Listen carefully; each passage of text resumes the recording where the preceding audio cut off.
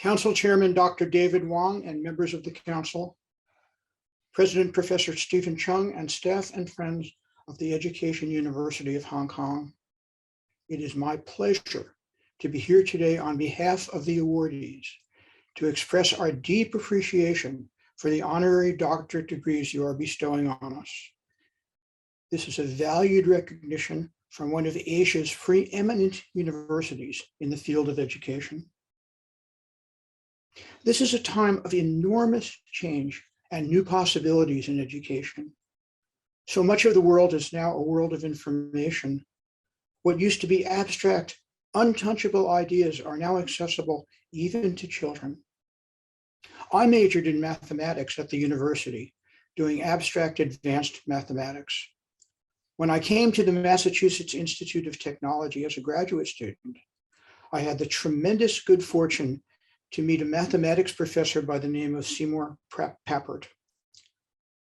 Professor Papert had an amazing idea that computers could be powerful tools for teaching children thinking skills, that by programming computers, children could learn how to make scientific ideas concrete and turn ideas into things that they could manipulate and shape for themselves. That might seem apparent today with so much activity in teaching computing in schools, but this was in 1970, 50 years ago, when a single computer cost millions of dollars and computers were used only by large industries and governments. And here Professor Papert was saying in 1970 that computers are for kids.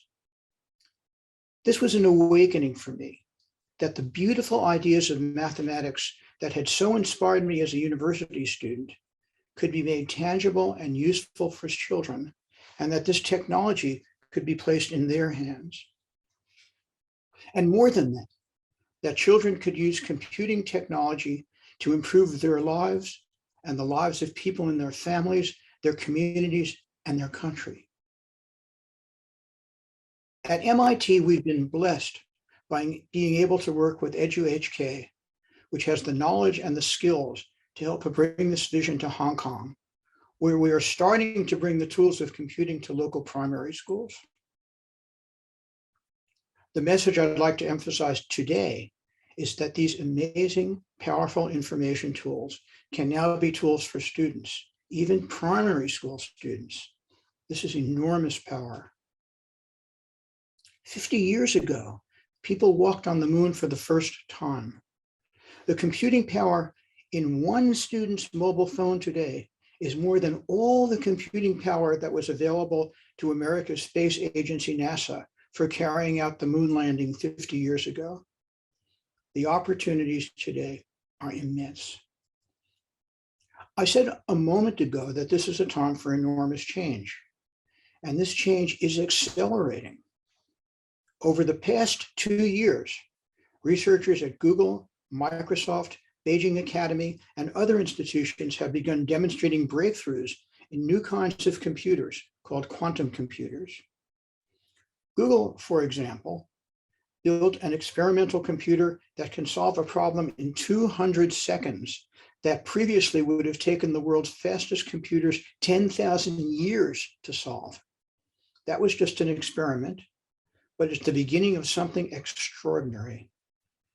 By way of analogy, consider that the first airplane flight lasted only 12 seconds, but look what those 12 seconds have led to.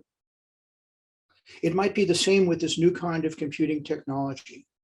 It could lead to possibilities that we can barely imagine today. And those new possibilities could lead to many amazing opportunities for students worldwide.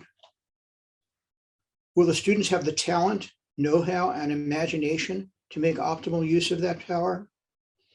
We can be sure they have the potential. Young people are inspiring and amazing. But will students have the wisdom to use that power for good? That's the job of teachers. That's the great opportunity and the responsibility that lies before us. I wish the university all the very best of luck and success, and I offer my deepest congratulations on your achievements. Thank you.